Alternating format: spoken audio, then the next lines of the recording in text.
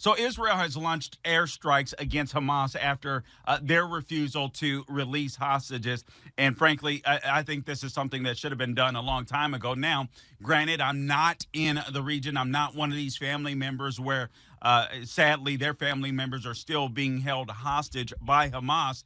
But I do believe that Hamas had no incentive to release these hostages. I mean, the moment they give up the last hostage, then what do they do? You know what I mean? It's like they were using, or they are using, those hostages for leverage, whether it's dead bodies or whether it's the hostages that are alive. Presumably, there are still 59 hostages, including the dead and the living. And obviously, this makes it a very precarious situation for those hostages. But I don't know if they're in any more danger than they already were, because I didn't see Hamas giving up all of their leverage to Israel. I mean, these are people that are sworn to the destruction of Israel. Carl, why are you talking about Israel? Isn't this about making America great again? Guys, I got to be frank with you, and I'll talk to Josh Hammer, because there's a lot of conservatives that are on this bent too.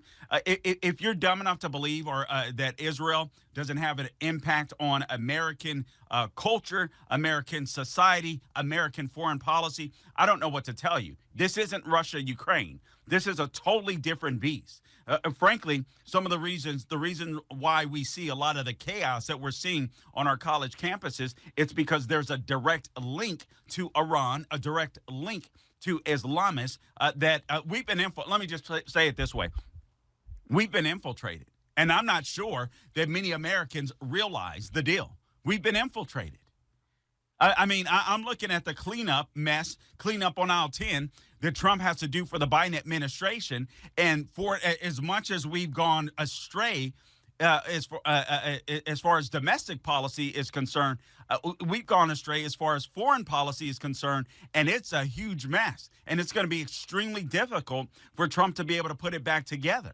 I mean, this is why the tariffs, again, the tariffs obviously were used for leverage, but it's a part of national security, too. We need to find out who our friends and allies really are. We need to get them on our side, pull them away from the advancements of China and pull them away from the advancements of the East. And don't think for a split second that any of these people that have gained ground, these countries, whether it's Russia, whether it's Iran, whether it's China, they're going to give up their positions without a fight. All of the position and leverage that they gained with the Biden administration, they're not going to give that up without a fight.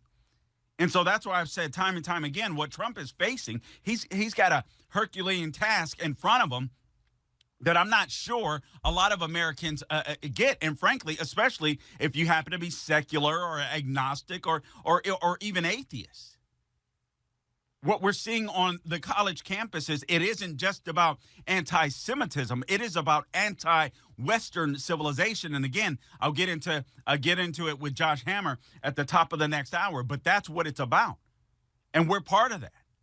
What the left wants to do, and guys, we're fighting adversaries all over the place, whether it's the DNC, whether it's the media, Islamist, the radical left. We've got adversaries that are looking to take down America as we know it. And yes, I do believe that about the Democrat Party. And I'm not talking about you, the average citizen, the average layman or woman that are out there that are voting for the Democrat Party, and you just think you have a kind heart. But you have to understand that your party aims to take America down. You tell me, help me to understand this. Why is it that you have Elon Musk out there who is helping? This guy isn't making money from this. This guy is losing all types of money, but he's a billionaire. It doesn't matter. It's all relative. It is all relative. This guy isn't making money. Trump isn't getting paid for being president. These guys are doing this because they love the country and they want to see that this country succeeds. And they understand that there is no place else to go besides the United States. This is the greatest country that God has ever given man. And we have a duty, and Trump recognizes that duty. Elon Musk recognizes that duty to stand up for this country and to make sure that it survives. For those of you that are believers, like I am, Christians, if you will, I believe it's incumbent upon us as believers to make sure that America continues to thrive because we can share the gospel freely, or at least to some extent. That is, unless Democrats are in charge, unless we become like the UK where they censor Christians. And guys, we were coming really close to that. For full shows, live and on demand, it's Salem News Channel.